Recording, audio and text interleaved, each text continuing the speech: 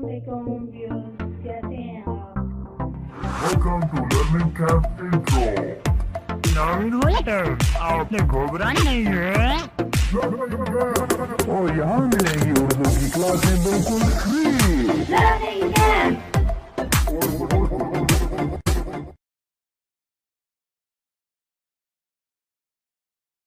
औज़ुबिल्लाहिमिनश्शैतानिर्रजीम बिस्मिल्लाहिर्रहमानिर्रहीम। अस्सलाम वालेकुम स्टूडेंट, कैसे हैं आप लोग? उम्मीद है सब लोग ठीक होंगे। जैसा कि स्टूडेंट थंबनेल से आपने देख लिया है कि मैं आज आपको पढ़ाऊंगी फर्स्ट ईयर की पहली गज़ल जो कि मीर तकी मीर की है, ठीक है, जो कि है फ़कीराना आए सदा कर चले। तो इसकी भी हम तशरीह आज करेंगे और इससे पहले हम शायर के बारे में थोड़ी सी उसकी डेफिनेशन देखेंगे और उसके बाद हम इसकी तशरीह करेंगे। तो स्टूडेंट आगे जाने से पहले मेरे चैनल को अगर आपने सब्सक्राइब नहीं किया तो सब्सक्राइब कर लें और बेल आइकन पर ज़रूर प्रेस करना ताकि मेरे आने वाली वीडियो आपको साथ साथ मिलती रहें। कमेंट्स भी करें और लाइक भी करें, ठीक है। तो चलते हैं अपनी गज़ल की तरफ। तो स्टूडेंट इस गज़ल के शायर हैं मीर तकी मीर। मीर को खुदाए सुखन भी कहा जाता है उनका, और मीर जो है वो उनका लक़ब है। मीर का ज़्यादातर कलाम रोज़मर्रा ज़िंदगी के बारे में होता है और उनके कलाम में ज़्यादातर मुहावरात का भी इस्तेमाल किया जाता है। तो कुछ उन्होंने किताबें लिखी जिनमें उनके 6 दीवान हैं, जिनमें दीवानी उर्दू, दीवानी मीर फ़ारसी, ज़िक्र मीर, खुदनोश और निकाद शोरा तस्करा, ठीक है, ये उनकी बुक्स थी। तो चलते हैं अब गज़ल की तरफ। तो शेर नंबर 1 है, फ़कीराना आए सदा कर चले। फ़कीराना आए सदा कर चले, कि मियाँ खुश रहो हम दुआ कर चले। तो सबसे पहले इसके वर्ड्स मीनिंग करेंगे। जैसे कि मैं हमेशा कहती हूँ कि तो जब भी आप तशरीह करते हैं तो वर्ड्स मीनिंग को पहले ज़रूर नोट किया करें। अगर आपको वर्ड्स मीनिंग नहीं आएंगे, मतलब इनके अल्फाज मायने नहीं मैं आपको पता होंगे, तो आप आसानी से इसकी तशरीह नहीं कर सकते। तो मुश्किल अल्फाज के वर्ड्स में की मीनिंग देखते हैं, उसके बाद हम तशरीह करते हैं। तो इसमें है फ़कीराना, फ़कीराना फ़कीरों की तरह, ठीक है। सदा, सदा का मतलब है आवाज़ देना, पुकारना। दुआ कर चले, दुआ देकर चले गए, ठीक है। तो मफ़हूम, मफ़हूम क्या होता है? मफ़हूम होता है कि ये शेर है इसका मतलब क्या है। तो सिंपल इसका जो मतलब है उसको मफ़हूम कहते हैं। जैसे कि इसका है, हम इस दुनिया में फ़कीरों की तरह आए थे और यही दुआ करके जा रहे हैं कि तुम खुश रहो। इसका सिंपल जो मतलब है शेर का वो ये है। तो अब कहते हैं इसकी तशरीह। तशरीह में मीर तकी मीर इस शेर में दुनिया के आर्जी और फ़ानी होने की तरफ इशारा कर रहे हैं। मतलब कि शायर वो इसके दुनिया के जो आर्जी दुनिया है और उसके ख़त्म होने के बारे में इशारा कर रहे हैं। इस दुनिया की मिसाल एक मुसाफिर खाने जैसी है, ठीक है, जैसी जिसमें मुसाफिर आकर कुछ देर के लिए रुकते हैं और फिर अपनी अपनी मंजिल की तरफ रवाना हो जाते हैं। इंसान की हकीकत भी यही है। इंसान इस दुनिया में आता है, मुआश कमाता है, घर जायदादें बनाता है, लेकिन फिर एक दिन सब कुछ छोड़कर इस दुनिया से रुखसत हो जाता है। ये इंसान और इसकी ज़िंदगी की हकीकत है, ठीक है। क्या है कि इस शेर में शायर ने क्या बताया है कि भाई ये दुनिया ख़त्म होने वाली है। हर इंसान दुनिया में आता है, अपने वक़्त का अपना जो टाइम है वो गुजारता है और हर काम करने के बाद, अपनी जायदादें बनाने के बाद, अपने घर जायदादें बनाने के बाद, अपने ज़िंदगी गुजारने के बाद वो उस दुनिया को छोड़कर रुखसत हो जाता है।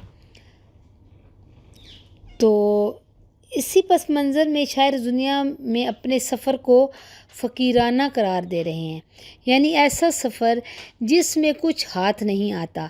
इंसान जो कुछ कमाता है, जो कुछ बनाता है, वो सब कुछ उसे यहीं लुटा कर जाना पड़ता है। वो जब इस दुनिया से रुखसत होता है तो उसके दोनों हाथ खाली होते हैं। वो अपना सब कुछ लुटा कर दूसरी दुनिया की तरफ रवाना हो जाता है, ठीक है। यही वो हकीकत इसमें बता रहे हैं कि ज़िंदगी की हकीकत इंसान की वो है, वो क्या है, ठीक है, कि इंसान को एक दुनिया में आता है, अपना अपना मकाम, अपना जो काम है वो करता है, लेकिन जब वो जाता है तो खाली हाथ जाता है। उसको एक दिन अपनी वापस दुनिया में लौट कर जाना होता है। پھر اس شعر میں ایک پہلو تصوف کا بھی ہے کہ فقیرانہ انداز میں زندگی گزارنے کا اپنا ایک مطلب ہے، یعنی دنیا میں یوں رہنا کہ دنیا کی محبت دل میں جگہ نہ بنا سکے، کہ وہ فقیرانہ کیا ہے کہ ایسی زندگی گزارنا کہ دل میں دنیا کی محبت جگہ نہ بنا سکے۔ پھر صدا لگانا، ایک طرح سے لوگوں کو حقیقت کی طرف متوجہ کرنا۔ صدا لگانا اس میں کیا بتایا گیا ہے کہ لوگوں کو ان کی زندگی کی حقیقت بتانا، اس طرف متوجہ کرنا، یعنی اپنا کام کرتے جانا اور دعا دینا ایک ایسا فقیرانہ عمل ہے جس میں محبت اور احسان دونوں کا پہلو شامل ہے۔ اس لیے اس شعر میں ہمیں میر کی صوفیانہ فکر کی جھلک بھی نظر آتی ہے۔ ٹھیک ہے، وہ کہتے ہیں کہ ہم آئے ہیں دنیا میں، اپنا ٹائم گزارا ہے، اپنا کام کیا ہے، اور پھر جاتے جاتے آپ کو دعا دے کے جا رہے ہیں کہ اللہ تعالیٰ آپ کو بھی، آپ کے دل میں بھی اللہ کی محبت پیدا ہو جائے۔ ٹھیک ہے، وہ کہتے ہیں کہ یہ ہم فقیروں کی طرح آئے ہیں اور جو ہے اپنی زندگی گزار کر جا رہے ہیں۔ یہ تھا اس شعر کا مطلب، امید ہے آپ کو سمجھ آ گئی ہوگی۔ چلتے ہیں نیکسٹ شعر کی طرف۔ نیکسٹ ہے شعر نمبر 2۔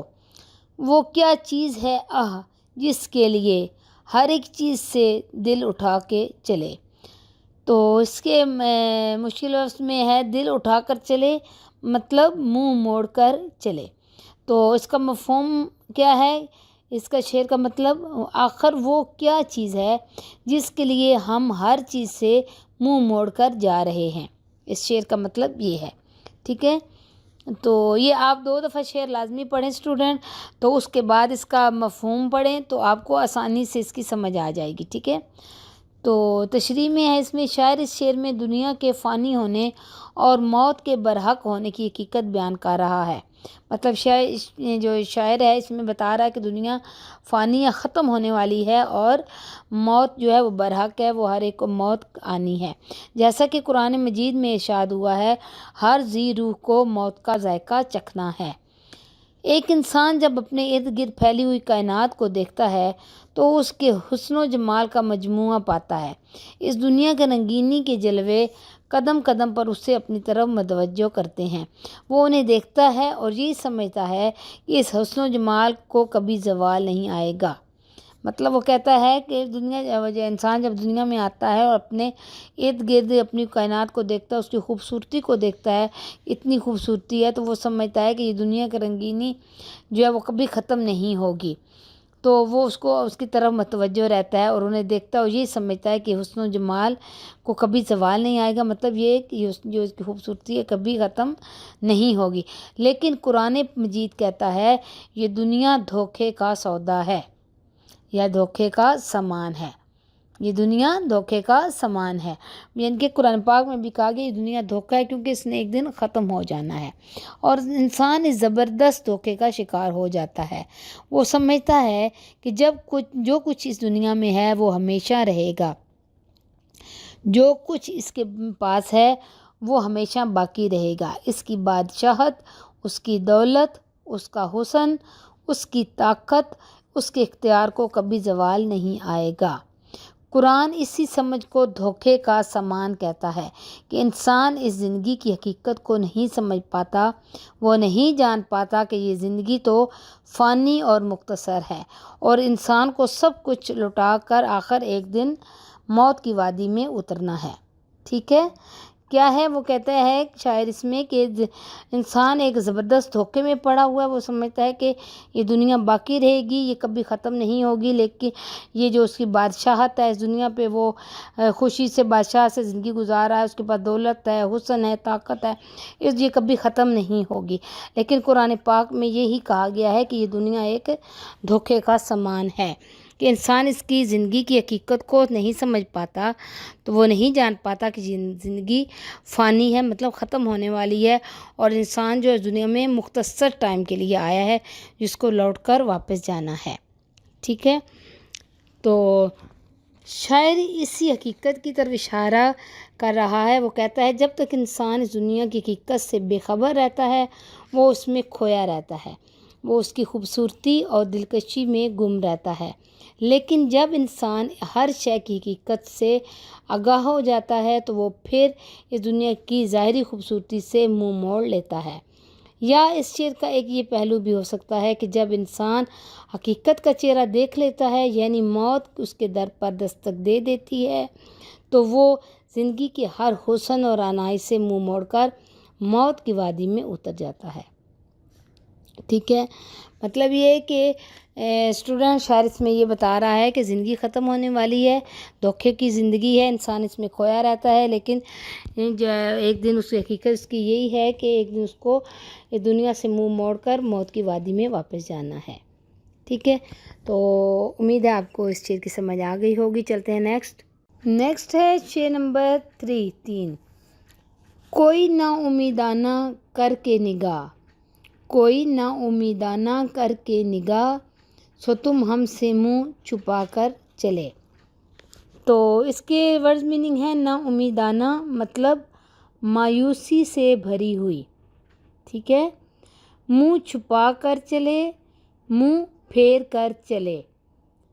آگے ہے دعا کر چلے، مطلب دعا دے کر گئے۔ تو اس کا مطلب ہے، مفہوم اس کا جو ہے وہ ہمیں نا امیدی کے ساتھ دیکھ کر اپنا منہ چھپائے جا رہے ہیں۔ ٹھیک ہے، تو اس کی تشریح میں شاعر کہتا ہے، شاعر محبوب کی بے رخی کو موضوع بنا رہا ہے۔ آنکھ جسم کا ایک ایسا عضو ہے جس سے فوراً ظاہر ہو جاتا ہے کہ کوئی شخص کتنا غمگین ہے یا کتنا خوش ہے۔ مطلب کہ کسی کی آنکھ کی طرف آپ دیکھتے ہیں تو آپ کو اس کے کنڈیشن کا اندازہ ہو جاتا ہے کہ وہ شخص پریشان ہے یا خوش ہے۔ ٹھیک ہے، انسان کے راضی اور ناراض ہونے کا پتہ بھی یہی آنکھ ہی دیتی ہے۔ یہی آنکھ انسان کے مایوس یا پر امید ہونے کی خبر بھی دیتی ہے۔ بقول فیضان ہاشمی، مطلب یہ شاعر ایک کہتے ہیں، آنکھ روتی ہے، آنکھ گاتی ہے، زندگی داستاں سناتی ہے۔ چونکہ ہماری جو غزلیں ہوتی ہیں کلاسیکل غزل، اس میں محبوب ہمیشہ ہی سے بے وفائی کا پیکر ہے۔ مطلب جو بھی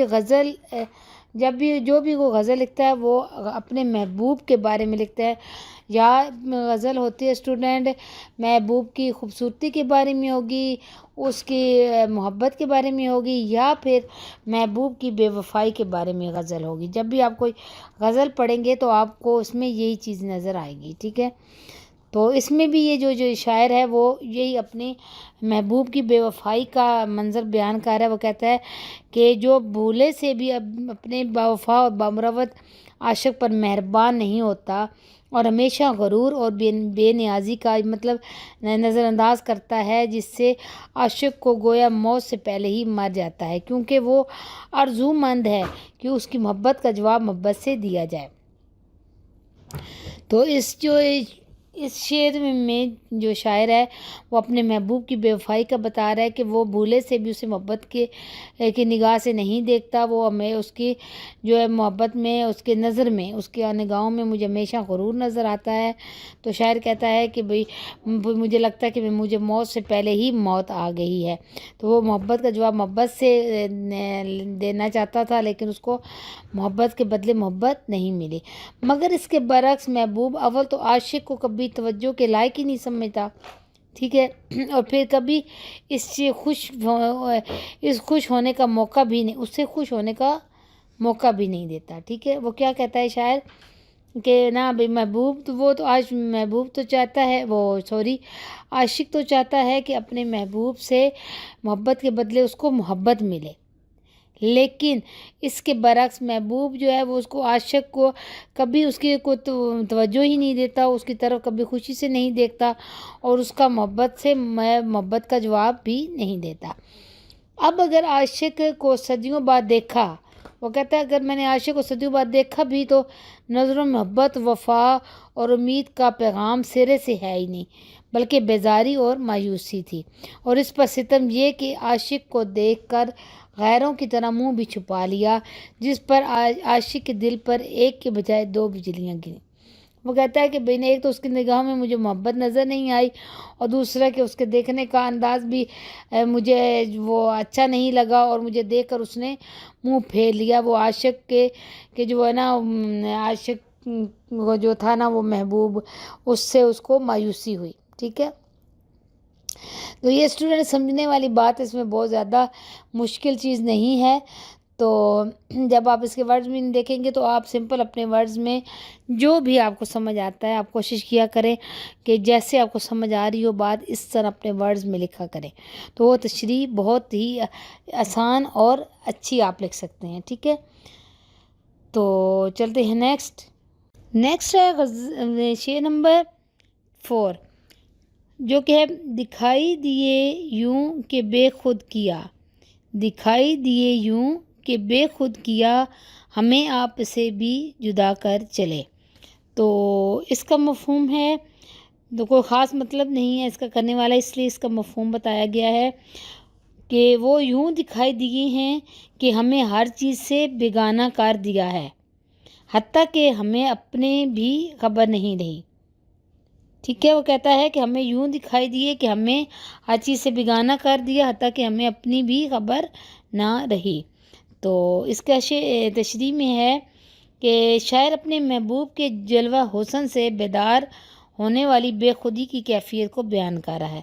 مطلب ہے کہ شاعر اپنے محبوب کے حسن کو دیکھ کر اپنی کیفیت کو بتا رہا ہے کہ حسن توازن کا نام ہے، اور جب توازن کسی چیز میں پایا جائے تو وہ آنکھ کو بھلا لگتا ہے. انسان کی فطرت میں توازن یا حسن کو سراہنا جانا موجود ہے. اس لیے انسان جب بھی کہیں حسن و جمال دیکھتا ہے تو وہ بے خود ہو جاتا ہے، وہ چاہے قدرت کی رعنائیاں ہوں یا محبوب کا پرنور چہرہ، ان کی جھلک انسان کو عقل و ہوش سے بیگانہ کر دینا ہے. تو وہ کیا کہتا ہے کہ اس میں کہ شاعر اپنے محبوب کے حسن کے بارے میں بتا رہا ہے کہ وہ اس کی کوئی بھی چیز آپ جب خوبصورت دیکھتے ہیں، کوئی منظر اچھا دیکھتے ہیں یا کسی چیز کی خوبصورتی کو دیکھتے ہیں تو لوگ اس کو دیکھ کے حیران ہو جاتے ہیں اور اس کی رعنائیوں میں کھو جاتے ہیں. اسی طرح شاعر اپنے محبوب کی وہ حسن کی تعریف کر رہا ہے. وہ کہتا ہے شاعر اپنے محبوب کا جلوہ دیکھ کر اتنا بے خود ہو گیا ہے کہ اس سے اپنا ہوش بھی نہیں رہا، اسے خبر ہی نہیں رہی کہ وہ کون ہے اور کہاں ہے. اس بے خودی میں سب کچھ بھول بیٹھا ہے، حتیٰ کہ وہ اپنے آپ سے بھی بے خبر ہو گیا ہے. اسی بے خودی کے بارے میں غالب نے بڑی ہی معنی خیز لہجے میں کہا، بے خودی بے سبب نہیں غالب، بے خودی بے سبب نہیں غالب، کچھ تو ہے جس کی پردہ داری ہے. تو یہی وہی ہے جو میں نے آپ کو پہلے بتایا کہ شاعر جو ہے وہ اپنے محبوب کے حسن کو دیکھ کر وہ کہتا ہے کہ میں اپنے ہوش کھو بیٹھا ہوں، مجھے اپنی بھی خبر نہیں رہی اپنے محبوب کی خوبصورتی کو دیکھ کر.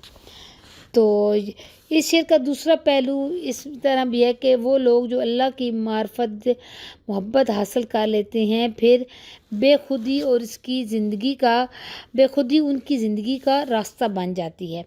وہ ہر چیز سے بیگانہ ہو جاتے ہیں، ان کے دل سے دنیا کی محبت بھی رخصت ہو جاتی ہے، حتیٰ کہ وہ اپنی خواہشوں یا ضرورتوں سے بھی لا تعلق ہو جاتے ہیں.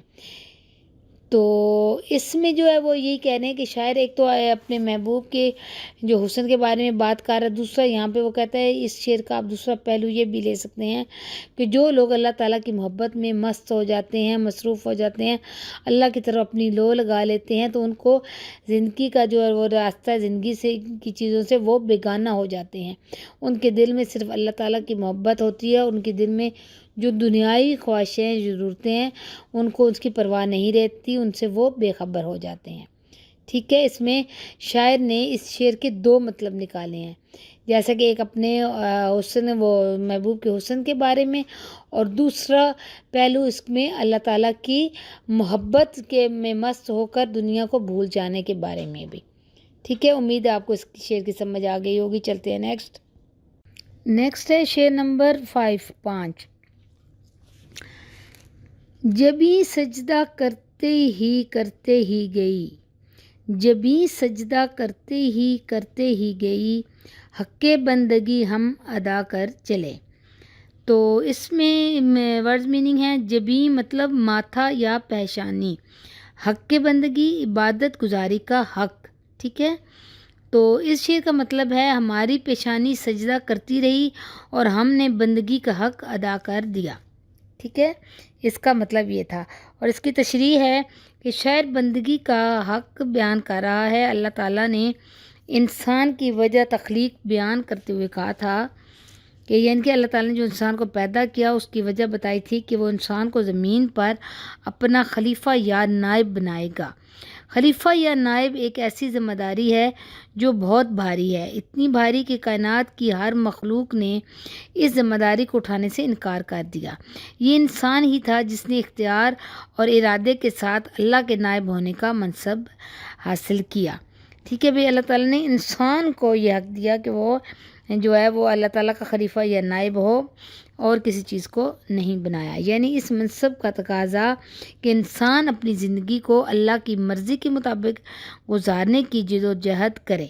اس کا کیا مطلب تھا کہ انسان اپنی زندگی کو اللہ کی مرضی کے مطابق گزارنے کی کوشش کرے، یہی انسان کی زندگی کا مقصد ہے۔ اور اسے اللہ نے قرآن مجید میں یوں بیان کیا کہ ہم نے جن و انس کو اپنی بندگی کے لیے پیدا کیا ہے۔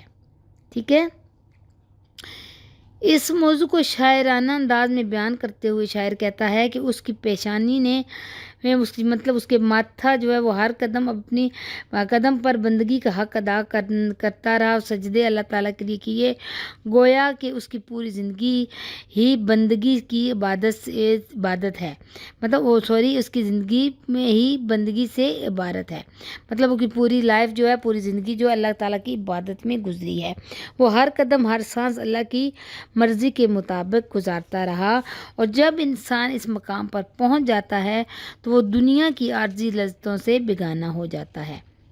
ٹھیک ہے، مطلب جب اللہ تعالیٰ کی محبت میں، اللہ تعالیٰ کے پیار میں کوئی انسان مست ہو جاتا ہے تو وہ دنیا کی لذتوں سے بیگانہ ہو جاتا ہے، مطلب اس کو دنیا کی ضرورتوں کے یا دنیا کی خوبصورتی کی طرف کوئی دھیان نہیں رہتا۔ تو جس میں علامہ اقبال نے کہا، یہ ایک سجدہ جسے تو گراں سمجھتا ہے، ہزار سجدے سے دیتا ہے آدمی کو نجات۔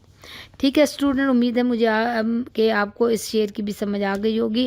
میں نے سمپل ورڈز میں آپ کو بتا دیا۔ چلتے ہیں نیکسٹ ہے شعر نمبر 6۔ پرستش کی یہاں تک کہ اے بت تجھے، پرستش کی یہاں تک کہ اے بت تجھے، نظر میں سبھو کی خدا کر چلے۔ تو اس کے ورڈ میننگ ہے پرستش بندگی، پوجا، یہاں تک، ٹھیک ہے، سبھو سب کے، خدا کا چلے عبادت کے لائق بنا دیا، بت محبوب صنم، ٹھیک ہے۔ اور اس کا مطلب ہے شعر کا، اے محبوب ہم نے تمہاری پرستش یہاں تک کی ہے کہ تمہیں لوگوں کی نظر میں خدا بنا دیا ہے۔ تو اس میں شاید جو کیا ہے وہ اس کا مطلب یہ شعر کا مطلب بتا رہا ہے۔ تو چلتے ہیں تشریح کی طرح۔ اس کی تشریح میں ہے کہ شاعر محبوب سے اپنے عشق کی انتہا بیان کر رہا ہے۔ وہ اپنے محبوب سے اپنے عشق کی انتہا بتا رہا ہے کہ وہ کہتا ہے کہ اس نے اپنے محبوب سے پرستش کی، اس کی یعنی کہ اپنے محبوب کی اتنی وہ پوجا کی کہ پوجا کی حد کر دی کہ اس کا عشق کا تقاضا اور شرط ہے کہ اپنے محبوب کو اپنی کل کائنات تصور کر لیا اور اس کو اپنی زندگی کا حاصل تصور کیا، اسے بے پناہ چاہا جائے اور اسے اپنی ہی رگ و پے اور دل و نظر میں بسایا جائے۔ تو شاعر کیا کہتا ہے کہ وہ محبوب کو کل کائنات میں تصور کرتا ہے اور کہتا ہے اس کو اپنی زندگی میں اس طرح شامل کیا جائے کہ اسے بے پناہ محبت کی جائے اور اپنی رگ و پے میں اور دل اور نظر میں بسا لیا جائے۔ تو شاعر کہتا ہے کہ اس کا مقصد یہ ہے اس شعر میں کہ میں اپنے محبوب سے بے حد محبت کرتا ہوں۔ شاعر کہتا ہے کہ میں نے تمہیں ہر ایک سے بڑھ کر چاہا، اور یہ چاہت کچھ ایسے منفرد مطلب الگ اور اچھوتے انداز میں ہے کہ لوگ اسے صنم کی بجائے خدا تصور کرنے لگے۔ کہ وہ کہتا ہے کہ میں نے اپنے محبوب سے مخاطب ہو کر شاعر اس میں کہہ رہا ہے کہ میں نے تم سے محبت کی، اتنی تمہاری پوجا کی کہ لوگ تمہیں میرے صنم کہنے کے بجائے خدا تصور کرنے لگے۔ دراصل شاعر کا مقصود بھی یہی ہے کہ محبت کی معراج یہ ہو کہ اپنے محبوب کو اس قدر چاہا جائے کہ اپنی ذات کی مکمل نفی ہو جائے، اور اس کی محبت میں جینے اور مرنے کا فرق ختم ہو جائے۔ امید ہے آپ کو اس شعر کی سمجھ آ گئی ہوگی۔ چلتے ہیں نیکسٹ شعر کی طرف۔ نیکسٹ ہے شعر نمبر 7 جو کہ اس غزل کا آخری شعر ہے۔ تو شعر ہے، کہیں کیا جو پوچھے کوئی ہم سے میر، جہاں میں تم آئے تھے کیا کر چلے۔ تو اس شعر کا مطلب ہے میر اگر کوئی پوچھے گا کہ ہم دنیا میں کیا کر کے جا رہے ہیں تو کیا جواب دیں گے، ٹھیک ہے، اس کا مطلب یہ تھا۔ تو اس کی تشریح میں ہے کہ میر جو ہے وہ میر تقی میر انسان کی بے مقصد زندگی گزارنے پر طنز کر رہے ہیں۔ وہ کہتے ہیں اکثر انسان ساری زندگی اس مقصد تک نہیں پہنچ پاتا جس کے لیے اسے پیدا کیا گیا ہے، ٹھیک ہے۔ وہ کہتے ہیں کہ زندگی جو انسان گزارتا ہے تو اسے اپنی زندگی کا مقصد نہیں پتہ ہوتا اور وہ اپنی زندگی کو ایسے ہی ضائع کر کے چلا جاتا ہے، بلکہ وہ غیر ضروری مقصد کے پیچھے دوڑتا ہوا اپنی زندگی کو تمام کر دیتا ہے، جو بعد میں سراسر پچھتاوے کا باعث بنتی ہے۔ اللہ تعالیٰ نے انبیاء کرام علیہ السلام اور آسمانی اور الہامی کتب کے ذریعے بتایا کہ انسان کی تخلیق اور زندگی کا مقصد صرف ایک ہی ہے۔ کہ وہ کہتا ہے کہ اللہ تعالیٰ نے انبیاء کرام کے ذریعے آسمانی کتابوں کے ذریعے انسانوں کو بتایا کہ ان کی زندگی کا مقصد کیا ہے، حق کیا ہے اور باطل کیا ہے، مطلب سچ کیا ہے اور جھوٹ کیا ہے، خیر کیا ہے اور شر کیا ہے، مطلب اچھا اور برا کیا ہے، انسان کا خالق کون ہے اور اس کی منشا کیا ہے۔ کہ اللہ تعالیٰ وہ کہتا ہے کہ اس انسان کا خالق یعنی کہ مالک کون ہے اور اس کی منشا کیا ہے، مطلب اس کی آرزو، اس کا وہ کیا چاہتا ہے، ٹھیک ہے۔ اور یہ کہ انسان دین اور دنیا میں کیسے سرخرو اور ظفر یاب ہو سکتا ہے، ٹھیک ہے۔ وہ کہتے ہیں انسان کا خالق کون ہے، اس کی منشا مطلب اللہ تعالیٰ کیا چاہتا ہے کہ، اور یہ کہ انسان دین اور دنیا میں کیسے سرخرو ہوگا، دنیا میں اور آخرت میں کیسے سرخرو ہوگا اور کیسے کامیاب ہوگا۔ وہ تمام سوال ہیں جن کے جواب دیے جا چکے ہیں، یہاں تک کہ انبیاء کرام کی زندگیاں بہترین نمونوں کے طور پر ہمارے سامنے رکھ دی گئیں۔ وہ کہتے ہیں کہ ان تمام سوالوں کے جواب جو ہے انبیاء کرام نے بتایا، آسمانی کتابوں کے ذریعے اللہ تعالیٰ نے بتایا کہ ان کا مقصد کیا ہے، ان کی وہ زندگیاں جو تھی وہ بہترین نمونہ تھی انبیاء کرام کی زندگیاں، اور انہوں نے ہمارے سامنے یہ سارے مقصد رکھ دیے۔ تو جیسا کہ قرآن پاک میں کہا گیا، بے شک تمہارے لیے رسول کی زندگی بہترین نمونہ ہے، ٹھیک ہے، مگر افسوس صد افسوس انسان آزاد اور بے فکر ہونے کے باعث اپنی تخلیق کے مقصد پر کبھی غور نہیں کرتا۔ وہ کہتا ہے کہ انسان جو ہے اس بات پر شاعر کہتا ہے بہت افسوس ہے کہ انسان جو ہے وہ اپنے آپ کو آزاد اور بے فکر کر کے اپنی اصلی حقیقت کی زندگی کو بھول بیٹھا ہے، اس پہ غور نہیں کرتا اور اپنے خالق کی رضا جو کرنی چاہیے اس کو، مطلب اللہ تعالیٰ کے رضا کے لیے جو کام کرنا چاہیے اس کی طرف سے بھی راغب ہے، بلکہ نفس امارہ اور شیطان مردود کے مقرر کردہ منفی اور تخریبی راستوں کا راہی بن کر اپنی اصل راز سے دور چلا گیا ہے۔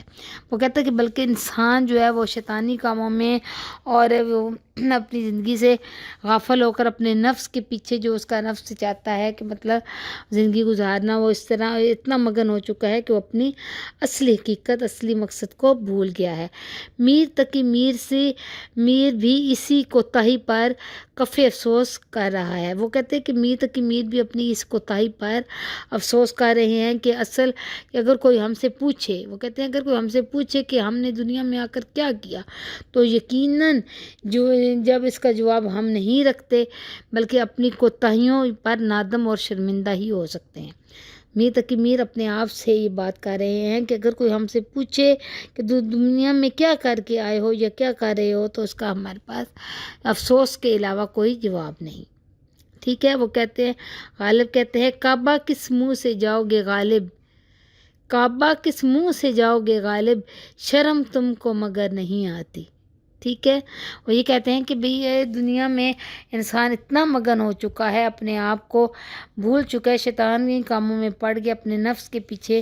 نفس کیا ہے؟ خواہشات، کہ جو وہ انسان کی خواہشات ہوتی ہیں کہ میں نے یہ بڑا آدمی بننا ہے، یہ کمانا ہے، وہ کروانا ہے، مطلب اس ٹائپ کی جو اس کی خواہشات ہوتی ہیں ان کے پیچھے اتنا پڑا ہوا ہے کہ وہ اپنی اصلی حقیقت زندگی کو بھول گیا ہے کہ اس کی زندگی کا مقصد کیا ہے، اس کے دنیا میں آنے کا مقصد کیا ہے.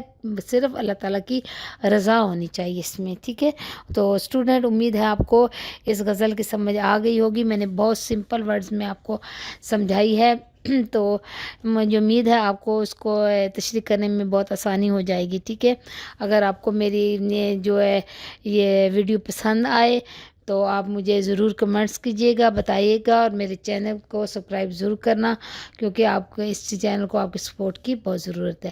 تو اب اجازت دیں، ملیں گے نیکسٹ ویڈیو میں. اللہ حافظ.